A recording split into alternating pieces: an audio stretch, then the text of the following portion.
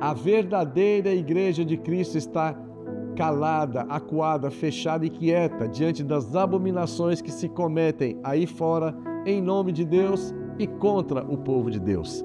Se a verdadeira igreja de Cristo for unida e atuante, pode mudar os rumos da nossa nação, mas para isso é preciso que cada cristão se desperte para a responsabilidade do seu chamado de testemunhar a Cristo. Deus nos deu muito poder e muita autoridade, mas Ele nos deu também uma grande responsabilidade, que é de sermos suas testemunhas por onde quer que andemos aqui nesta terra. As nossas vidas têm um significado e um poder muito maiores do que nós podemos imaginar, que é o de contribuir para a reconciliação de outras pessoas. Nós temos uma missão dada por Deus e para executá-la, o Senhor não nos deixou à mercê apenas da nossa própria capacidade. Ele nos deu poder para testemunhar sem medo e com ousadia em todos os lugares, conforme está escrito no livro dos Atos dos Apóstolos, no capítulo 1, versículo 8. Diz assim: mas recebereis poder ao descer sobre vós o Espírito Santo, e sereis minhas testemunhas, tanto em Jerusalém como em toda a Judéia e Samaria e até aos confins da terra. O Senhor nos deu poder e autoridade para usar para edificação do seu povo, para edificação da igreja de Cristo na terra. Uma coisa que muita gente não sabe é que para pregar a palavra não é somente obrigação de um pastor, mas é também obrigação de todo filho de Deus, de todo aquele que é salvo por Jesus.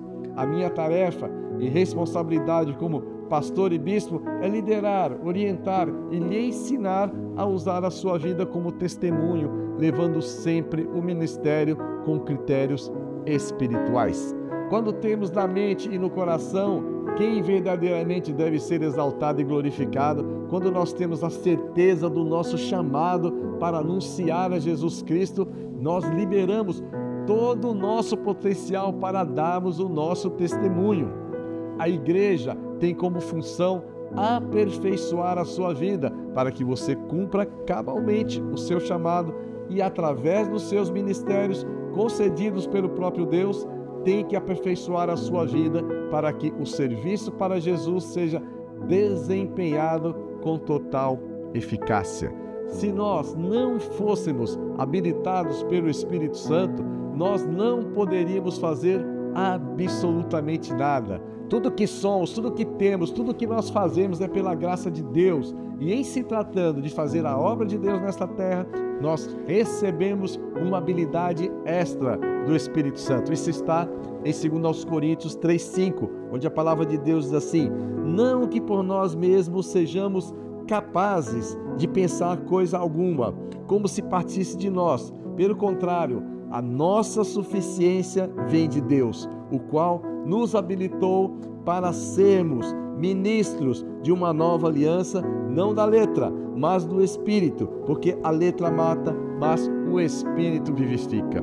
Você não precisa temer nada neste mundo, muito menos ter receio de dar o seu testemunho, porque estamos fundamentados e edificados sobre o fundamento dos apóstolos e profetas. Cristo é a pedra angular. Os apóstolos e profetas são o alicerce, o fundamento, e cada crente em Jesus é uma pedra viva desse edifício.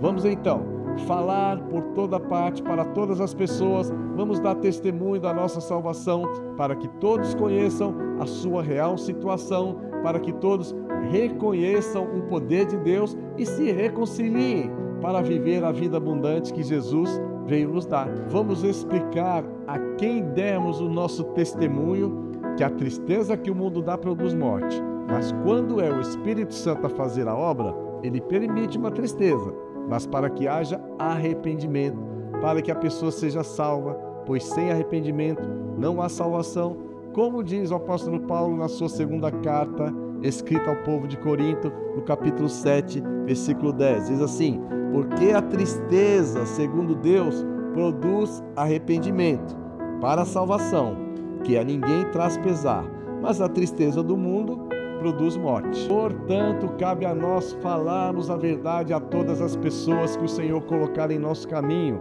porque só a verdade de Deus pode libertá-las. De um modo geral, as pessoas acreditam que haverá outras vidas após a morte, acreditam em reencarnação, acreditam que viverão aqui nesta terra em outro corpo, mas isso é uma narrativa diabólica. Precisamos explicar que existe um caminho após a morte e que a Bíblia diz que só há uma vida a ser vivida aqui. Veja essa verdade em Hebreus, no capítulo 9, versículo 27. Diz assim: e assim como aos homens está ordenado morrerem uma só vez, vindo depois disso o juízo. Na nossa sociedade, poucos conhecem o Senhor, e se nós não o apresentarmos como Ele é, quem vai fazer isso? Devemos anunciar a santidade do nosso Deus. Ele é santo. Somente quem crê na palavra de Deus pode reverenciá-lo como um Deus santo. E eu oro a Deus para que nesta semana, que hora se inicia, você definitivamente assuma o papel que Ele lhe outorgou, que é o de embaixador do reino de Deus. Exerça o domínio próprio e com muita sabedoria e equilíbrio aproveite todas as oportunidades para testemunhar do grande amor de Deus e tenha uma semana leve e de muita alegria. Graça e paz.